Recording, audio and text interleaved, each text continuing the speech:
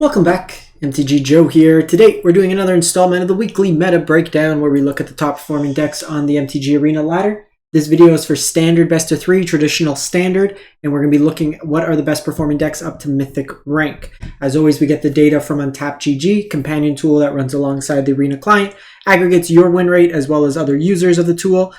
Gives us great stats. If you want to get started with Untapped, link is in the video description, but I will paste all these deck lists. In addition, we'll also look, there was an MTGO, Magic the Gathering Online, top 32 challenge. So this is kind of like a bigger tournament stakes that they, like winners of the leagues get into it from my understanding, and it's a little bit larger scale, better prizes. So we'll look at to see what placed well there.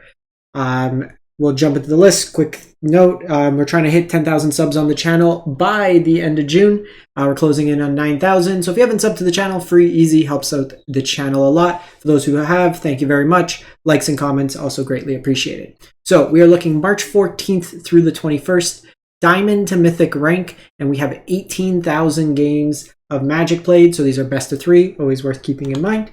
And we'll jump into it. So top performing deck is Azorius Soliders, 63%. So a deck that's kind of fallen off. We still see it quite represented in best of 1. This is a really interesting build of the version. This is almost like a, you want to say it's like it would be a Lurrus style deck if Lurrus was legal, but it's all 1 and 2 drops with the exception of Knight Errant of Eos. And this is really just a cheap card with all the creatures you can create to give you some card advantage. So you can convoke, which basically means tap one of your creatures, and that replicates one of the mana that would be used to cast this card. And then you get to look at the top X cards, or you look at the top 6, and then you reveal up to X creatures, where X is the amount of creatures that convoke and put into your hand. So even if you just convoke 2, you get that value. You may reveal up to 2 creatures of mana value X or less. So yeah, if you do 2, then you get to take everything there. The deck itself also has a flash theme. So we have Spell Pierce, Make Disappear as counters main. We have Resolute Reinforcements. And then we also have the Zephyr Sentinel, which can be used to protect your stuff, reset like Resolute Reinforcements, or even reset the Knight Errant. This is return up to another creature you control. Yeah, so it's not contingent on it being a soldier to return to hand. So you get that value to recast those spells there. Scroll for protection, you got your 1-drops. Harbin is kind of the Anthem style effect with Valiant Veteran. Interesting as well in the mana base, we have a copy of Myrix, another way to just pump mana at instant speed to make tokens to attack in. Your sideboard, you have Surge of Salvation for protection against black and red spells, Denick for Graveyard Hate, life gain, Destroy Evil for big things, Lantern Flares removal, more counters and protect the negotiators, a Brutal Cathar's catch-all removal, and then Toskia's Welcome against the heavy removal spell-based decks makes it so that each of your creatures, like once per turn, and it's either turn, you have a lot of flash things, it lets you draw a bunch of cards as well in those grindier matchups. From there we go to Mono Red Aggro, 62% win rate. So this is the version that's running 4 copies of Invasion of Tarkir. So think of it, while you do have 3 Shivan Devastators, for the most part this is kind of like Bone Crusher Giant. When it's relevant in the games, you can attack into the battle and then get the Defiant Thundermaw. You can also flip it with things like Nahiri's Warcrafting or just burn spells. This version's no Phoenix Chick, but playing Falcon Wrath Pit Fighter. Just a 1-mana 2/1. The rest of the text pretty vanilla on it. Kumanos, Swift Spheres, Play with Fires, Bloodthirsty, kind of all mixed in. Furnace Punisher as kind of the tax effect over Squee.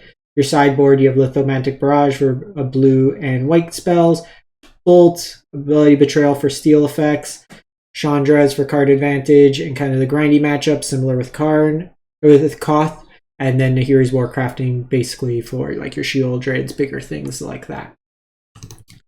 From there we go to Rakdos Reanimator, 60% win rate.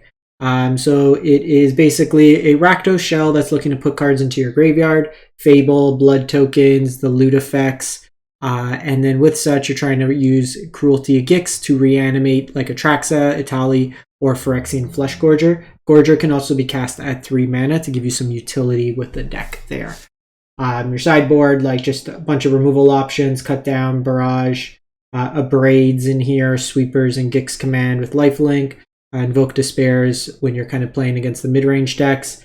Then you have like hand hate, some card advantage, graveyard hate, and then Chandra to double up on your spells as well. So you can kind of shift into more of the traditional Rakdos midrange if you're anticipating your opponent bringing in more graveyard hate. We then go to 5-color domain, which is really kind of like Selesnya ramp. That's playing into Atraxa and Atali as your top end. This is a deck that's been picking up popularity in Standard, given that it has a relatively good matchup against some of the Rakdos decks. You kind of go over the top. So you're using the combination of things like Topiary Stomper, as well as Invasion of Zendikar to find you a bunch of basics in your deck. You also have Herd Migration that can be used to channel to find you lands as well and gain you life. You have Removal and Ossification, Sunfall, Leyline Binding, as well as the Archangel that could be kicked to kind of mini Lightning Helix your opponent or either creatures. And then your payoffs are Atraxa, Itali, or Hardcast Herd Migration as your primary win conditions. A couple copy of Myrex in the mana base as well. Similarly, you have your removal options in the Barrage, Lockdown, Sunfall as sweepers. In the grindy matchups, you bring in another Myrex, Sweeper, and Vanquish the Horde. Against heavy counterspell decks, you can bring in Tyrannix Rex, so anything with Disdainful Stroke, stuff like that. In place of some of these, you bring in the Rex. It's also harder to interact with than some of these cards here. We then go to Selesnya Enchantments. So this is 54% win rate, and this is kind of built around Calyx. Basically, whenever another enchantment enters the battlefield, you get to put counters on things, and then Calyx, when it deals damage, or a creature that you have that is equipped with an aura deals damage, then you get to make a copy of an enchantment you control. So you can copy like your wedding announcements, your teachings, anything of that nature. Ossification is removal. This version is also, because it plays with a bunch of counters, is using Ozolith with Generous Visitor, Audacity to get Trample, Protection with Skrelv kind of mixed into there. Your sideboard, Surge's protections, Circle of Confinements.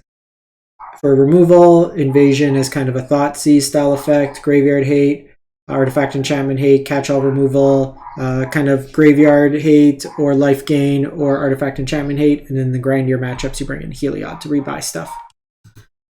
From there, we go to the Rakdos Breach deck, 54%. We'll be generous and round it up. So this version of the Rakdos deck is looking to leverage things like Big Score to get you ahead on mana, and then ideally go into Chandra to either double cast Breach the Multiverse or Invoke Despair. You also have Itali that can kind of cast you your stuff. Otherwise, it's your kind of go-to meat and potatoes, Fable the Mirror Breaker, Bloodtithe Harvester, Shieldred, Invoke deck. Your sideboard, we've covered this, but kind of kill things, hand hate, or just try to go bigger, greedier than your opponent in these mid-range shells. Then we have the Orzhov Midrange, which is basically mono white splash black for Breach the Multiverse. This is from the Pro Tour from Autumn Brichette. So just a lot of good white cards. Wedding Announcement, Restorations, Emperors, Sarah Paragon. Sarah Paragon can buy back Obscura storefront. Kind of gains you 3 life in that way there. Powerful Planeswalkers, Eternal Wander mixed in. Hand hate, removal. We've done this song and dance at this point. I'm just kind of going quick because some of these decks aren't, like the first few are a little bit newer, but kind of going from there. So we had the top 32 challenge. The first place list is the Rakdos Midrange deck, the non Breach the Multiverse version, just Chandra, Invoke Despairs, Duress in the main. The second place deck was a Grixis Midrange deck, very similar, just access to the counter spells in the sideboard. Kind of mixed into there. We have a ramp deck. We have another Rakdos deck, mono white. Then we have, this one is Breach. So like MTGO, we're seeing a lot more of the Rakdos decks kind of populating. We do have a copy of the mono red deck, the mono white deck. There was like the ramp decks, the soldier deck that we covered. Just want to do a quick scan to see if there's anything else. There was so it looks like Esper Legends did place 13th here if you're looking for a Legends list still. More of kind of these Flash style, even interesting Fairy Mastermind in the Soldier version. The Toskio Welcome main board in both these, which is, I don't hate the main board copies of it. I think like 2 copies main, just trimming on the Spell Pierce, which seems kind of interesting. I think I'd probably run like some iterations of that as well. Seems pretty solid. Yeah, we see like the legends. So it's kind of those pillars of the format. It's basically, can you get these soldier decks to go under the other decks? If not, then it's kind of greed pile on the top end. So I'm going to wrap this up for the week. May 29th, they will have a ban and restricted notice. So hopefully we get some stuff shaking up, because it's very hard to talk about every single week. Another Fable the Mirror Breaker, another Sheoldred, another miscellaneous like stock mono red, stock soldiers, stock Atraxa list. So hopefully we get some shakeups, get some new cards into the format, inject some new hotness kind of into there. But let me know if you think there should be any bans, what you think should be banned. Personally, I think it should be Sheoldred, Bankbuster, Fable the Mirror Breaker, and then one of the white cards, whether it be Wedding Announcement or the Wandering Emperor. That kind of resets the format. You could also look at something maybe from Soldiers just to knock it down, but I feel like Soldiers can be attacked just through sweepers and stuff like that. Soldiers is a lot easier of a deck to attack because there's so many different ways, like just overload on removal, you can have traditional control, there's different ways to kind of approach it in that respect. But let me know what you think in the comments. We'll catch you next time. Thanks for watching. Hope you have a great one.